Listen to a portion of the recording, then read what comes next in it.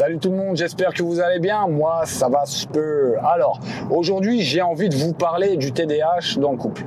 Pourquoi ? Parce que si le TDAH n'est pas managé déjà pour la personne qui l'a, alors dans le couple, ça va faire des dégâts. Il faut savoir une chose, c'est qu'il y a énormément de divorces dans les couples où il y a un TDAH.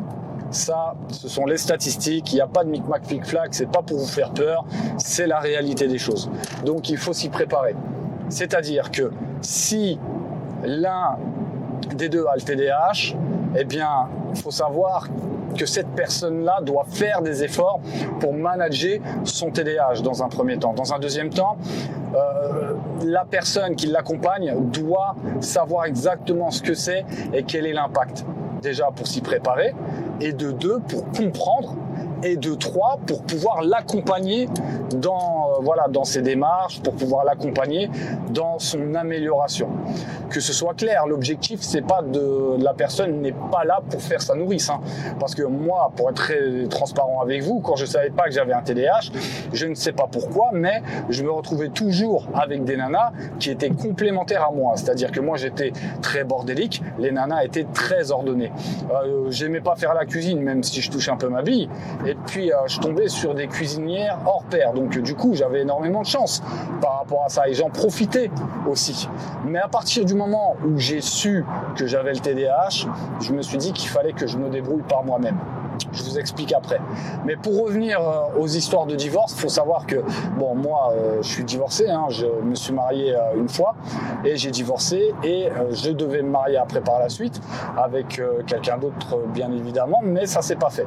Mais à partir de ce moment-là, j'ai décidé de rester seul. J'ai décidé de rester seul, déjà pour travailler sur moi, pour pouvoir évoluer, parce que je dois bien avouer qu'à cette période-là, j'étais quand même assez immature. Je pense que le TDAH y est pour beaucoup.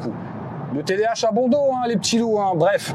Et donc, du coup, ce qui m'amène à vous parler de ça aujourd'hui, c'est que si quelqu'un qui a le TDAH ne le gère pas déjà pour lui-même, imaginez par exemple s'il oublie d'aller chercher le gamin à l'école, qui se retrouve à la salle de sport, sa compagne qui l'appelle, t'es où ? Je suis à la salle. Ok, et le gamin il fait comment ? Parce que moi il y a la maîtresse qui vient de m'appeler. Voilà, ça c'est des choses qui peuvent arriver avec un TDAH.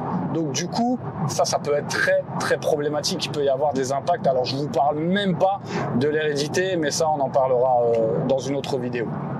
De plus, la communication non violente, très importante. Et la communication tout court, très importante. Pourquoi ? Parce que déjà dans les couples lambda, on va dire, quand ça se parle pas beaucoup, quand ça n'échange pas beaucoup, eh bien, on a vite fait, l'un comme l'autre, de penser à la place de l'autre. De se dire, oui, mais si il ou elle a fait ça, c'est qu'il a pensé comme ça, alors du coup, moi, c'est pour ça que j'ai réagi comme ça. Oui, mais non. À partir du moment où on se dit les choses, et bien finalement, on se rend compte qu'il y a eu beaucoup de non-dits, et on se rend compte surtout qu'on a pensé à la place de l'autre, alors que c'était pas du tout le cas. Et quand on regarde, il y a énormément de conflits qui peuvent être réglés à partir du moment où on se dit les choses clairement. Que ce soit clair.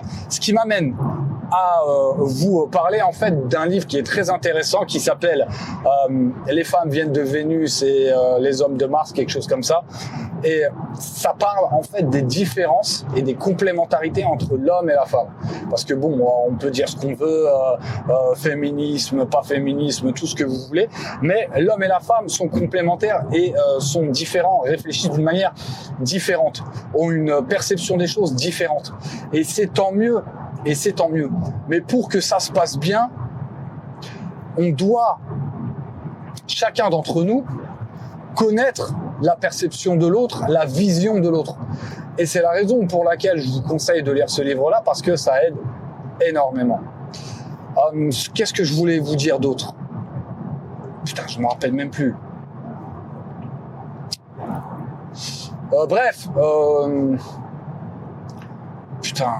Qu'est-ce que je voulais dire ? Putain, je me rappelle plus.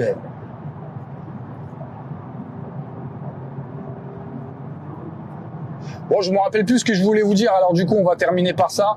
N'oubliez pas de cliquer sur le lien qui se trouve dans la description si vous voulez profiter de la formation Concentration. Ça va vous aider à rester focus vers un objectif bien défini. Alors je vous dis à bientôt.